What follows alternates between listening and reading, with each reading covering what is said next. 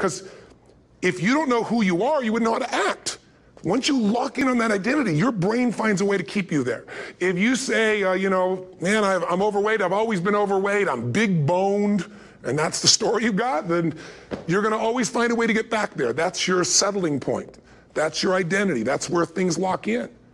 If you see somebody who's in really great shape, you ask them, do you work out? You know the answer. Yes. How often? And they'll tell you 3 times, 4 times, 5 times a week, whatever. In a seminar, I'll ask people, who here works out at least 5 days a week? And I'm stand up. And you look around that room, and you know that they work out 5 times a week because you can see their body. You don't just get a result without some kind of action, without some form of ritual. Ritual meaning actions you do consistently. Now, do you think those people that are out there working out 5 days a week, do they have more time than you do? Or I have, or anybody else? Of course not. Is their life less busy? Of course not. It's just a must for them. They must work out that way, and they've made that turn and their life's changed. So I'm not saying you have to work out 5 days a week. I'm just saying whatever you really want, wants don't get met consistently. Standards do. Whatever you identify, this is who I am. And so it's not so much about changing your identity as there's expanding it. Deciding that, instead of your goals to lose 10 pounds, which is not compelling, what if your vision was to get back to my fighting weight?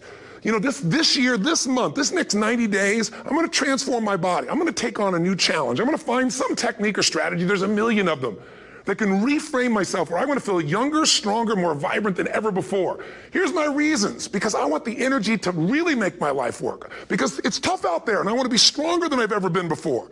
I want to go in front of the mirror, and if I'm naked, not, want to laugh. I want to look there and take a good look and go, yeah, I'm proud of whatever I see there.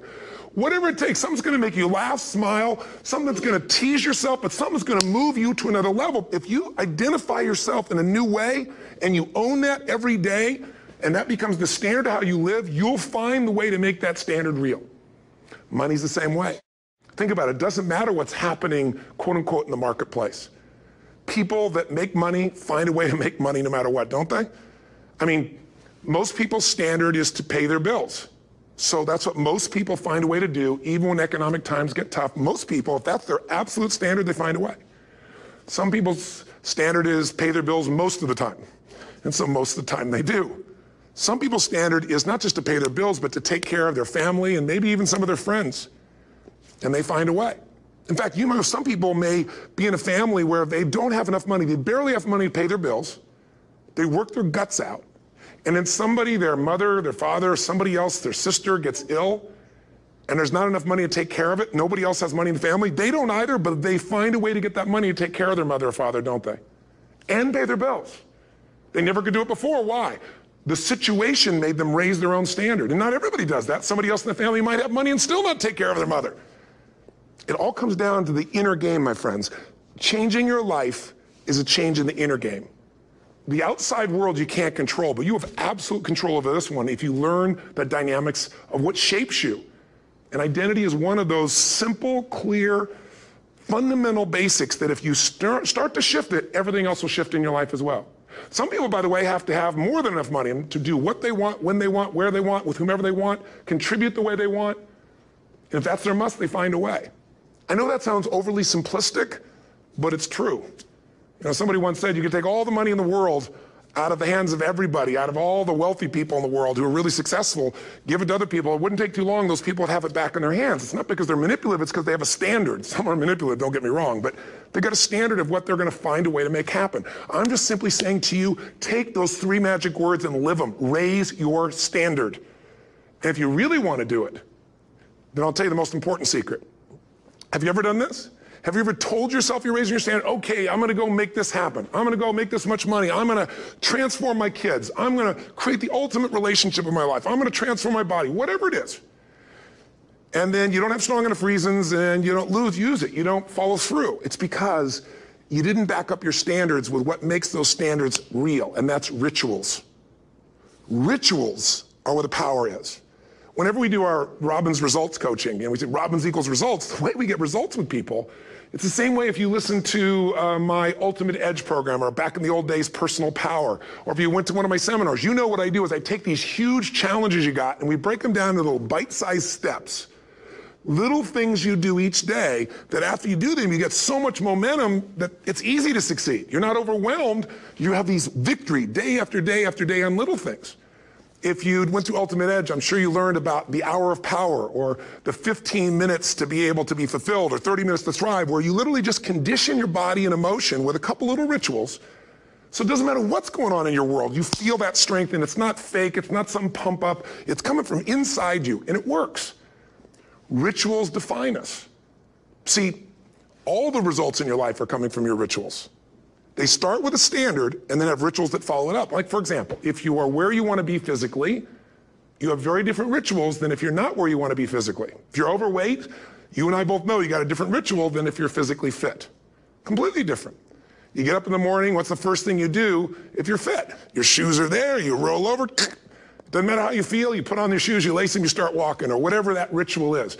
If you're overweight, you roll over and you have a very different ritual.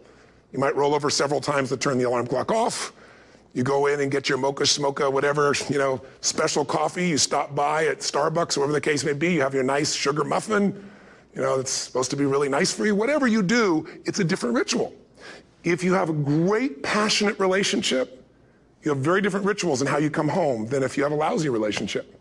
When you come home and the first thing you do is you're tweeting somebody or you're emailing or flipping on the news or you don't even come home. What are the rituals? Whenever I study people that are successful, what I look for is what's the standard they hold themselves to, and then what are all those little rituals that add up? Because think about it.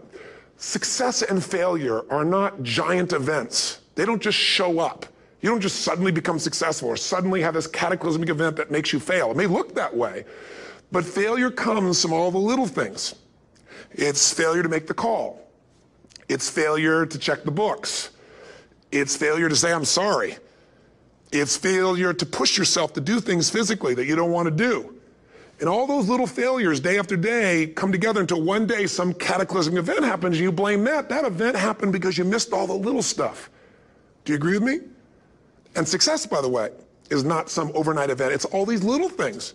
Success is having a vision. Success is making it compelling. Success is really seeing it and feeling it every day with strong enough reasons. Success is feeling the sense that I'm here to grow and I'm here to give something to the world more than just myself. Success is caring about other people. Success is calling and saying, I love you in the middle of the day for no damn reason.